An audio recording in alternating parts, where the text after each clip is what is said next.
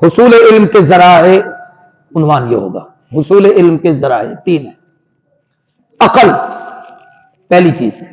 Number 2 حواس خمسہ، وہ 5 چیزیں جو محسوس کرتی ہیں، جن سے کسی چیز کا پتہ چلتا ہے. میں اس کی تفصیل بتاتا ہوں. تیسری چیز وحی الہی.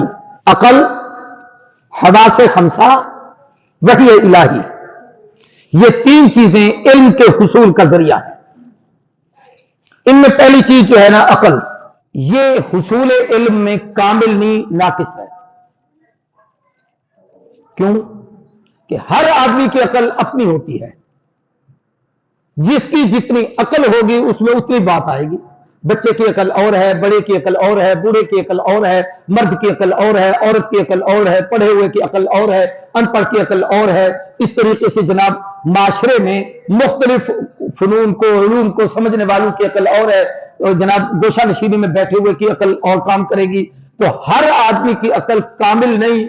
جو جس کو سیکھے گا اس میں تو وہ کامل بنے گا، باقی چیزوں میں وہ ناقص ہوگا.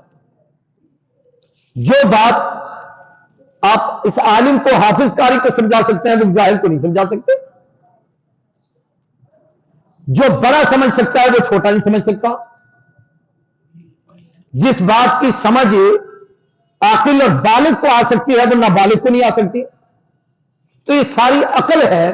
سمجھنے کا ذریعہ تو ہے کہ عقل کے ذریعے سے میں نے یوں سمجھا یہ روشنی ہے، عقل کے ذریعے سے سمجھ گیا کہ یہ گرمی ہے، یہ تپش ہے. لیکن یہ کامل نہیں ہے کہ آدمی کی عقل کامل نہیں ہے. ہر آدمی کی عقل اس کے حساب سے علیحدہ علیحدہ ہوتی ہے. تو عقل ناقص ہے، اس لیے یہ بھی علم کے حصول کا ذریعہ تو ہے، مگر کیا کامل ہے یا ناقص؟ ناقص ہے. دوسری چیز حواس خمسہ، 5 چیزوں کے ذریعے سے علم حاصل ہوتا ہے. آنکھ دیکھنے کا علم، زبان چکھنے کا علم، ہاتھ چھونے کا علم، کان سننے کا علم، آنکھیں دیکھنے کا، ناک سونگھنے کا علم. اب یہ 5 ذریعے چیزیں ہیں حصول علم کا ذریعہ، لیکن 5 ناقص ہیں. مثلا آنکھ دیکھنے کا علم دیتی ہے، لیکن آپ نے چشمہ کیوں پہنا ہوا ہے؟ اس لیے کہ اس کے بغیر کامل نہیں نظر آتا. ہے وہ لطیفہ کہ کسی نے کہا کہ جی آپ چشمہ اتارتے ہیں بھیڑے لگتے ہیں. اس نے کہا میں اتار دوں تو پھر آپ بھیڑے لگتے ہیں. بات سمجھ آ رہی ہے نا؟ ہے یہ علم کہ دیکھنے سے علم آتا ہے، لیکن اتنا ناقص ہے کہ آپ چشمہ نہ، میں نہ پہنوں، 2.5-3 نمبر کا چشمہ نہ لگاؤں، میں کتاب نہیں دیکھ سکتا، میں کوئی چیز پڑھ نہیں سکتا. علم ناقص ہے. پڑھتے پڑھتے آنکھوں میں آنسو آ جاتے ہیں عمر کی وجہ سے، اس لیے کہ وہ یعنی آنکھ مسلسل اسے دیکھ نہیں سکتی. اسی طریقے سے آپ یہاں بیٹھے دور سے ایک چیز آپ کو نظر آتی ہے. یہ آپ کے میلسی کے علاقے میں وہ ویرسی وین کا علاقہ نا، وہاں ایک دفعہ میں گیا ہوا تھا. رات کا ٹائم تھا، مغرب کے بعد ہم یوں باہر نکلے تو دیہاتی علاقہ تھا، تو کپاس کے کھیت اگے ہوئے تھے، کپاس کا موسم تھا. تو میں ایک جگہ جا کے نا تھوڑا سا آگے نکل گیا تو مجھے تقاضا ہوا چھوٹے پیشاب کا، پیشاب کے لیے بیٹھا تو میرے سامنے تھوڑا سا فاصلے پہ ایک پودا، اس کی شکل ایسے بنی ہوئی ہو جیسے کوئی یوں کر کے مجھے دیکھ رہا ہے، بالکل انسان کی طرح.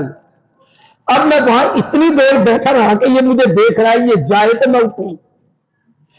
کیونکہ وہ رات کا وقت تھا، آنکھیں ہیں دیکھ رہی ہیں، لیکن علم ناقص ہے.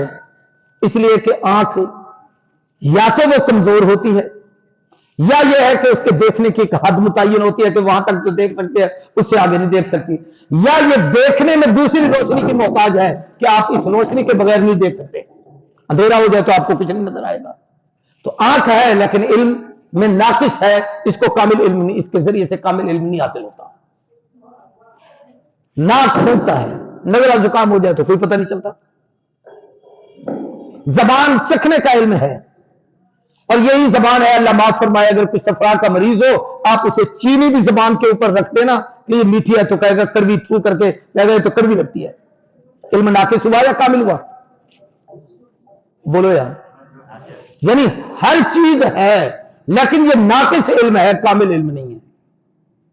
ہاتھ چھونے کا علم ہے، یہ لوہا ہے، یہ لکڑی ہے، یہ گرم ہے، یہ ٹھنڈی چیز ہے، اب یہ علم ہے ہمارے پاس، لیکن اللہ معاف فرمائے، اللہ تعالیٰ سب کے عافیت عطا فرمائے، اگر کسی آدمی کو فالج ہو جائے، اس کے ہاتھ شل اور سن ہو جائیں اور ان کو پتہ نہ چلے، آپ اس کے ہاتھ پہ پتھر رکھ دیں تو تب بھی پتہ نہیں چلے گا، انگارہ رکھ دیں تو تب بھی پتہ نہیں چلے گا، اس لیے کہ یہ علم کا ذریعہ تو ہے مگر یہ ناقص ہے۔ اسی طریقے سے یہ جتنے ذرائع علوم ہیں، حصول علم کے ذرائع، سب کے سب ناقص ہیں سوائے ایک ذریعے کے، وہ ہے علم وحی، کہ اللہ جب پیغمبر کو علم دیتا ہے، نبیوں کے ذریعے امتوں تک دین کا علم پہنچتا ہے، تو اللہ خالق ہے، ہم اس کی مخلوق ہیں، وہ ہمارے مناسب حال نبیوں کو علم عطا فرماتے ہیں، پھر وہ نبی آ کر بتاتا ہے، پھر اس کی بات بچے کے لیے بھی اتنی فائدہ مند ہے، بوڑھے کے لیے بھی اتنی فائدہ مند ہے، پڑھے ہوئے کے لیے بھی اتنی فائدہ مند ہے، ان پڑھ کے لیے بھی اتنی فائدہ مند ہے، دنیا دار کے لیے بھی اتنی فائدہ مند ہے، دیندار کے لیے بھی اتنی فائدہ مند ہے، اس لیے کہ وہ رب کی عطا کرتا ہے، تو کامل علم دنیا میں وحی الہی کا ہے۔ کون سا ہے؟ تو ہم نے وحی الہی کی خطابت سیکھنی ہے، دنیا کی خطابت نہیں سیکھنی۔ عقل کا علم ناقص، حواس خمسہ کا علم ناقص، کامل علم ہے تو صرف وحی الہی کا ہے۔ انبیاء علیہ الصلوۃ والسلام وحی کا علم لاتے تھے، وحی کا علم پہنچاتے تھے۔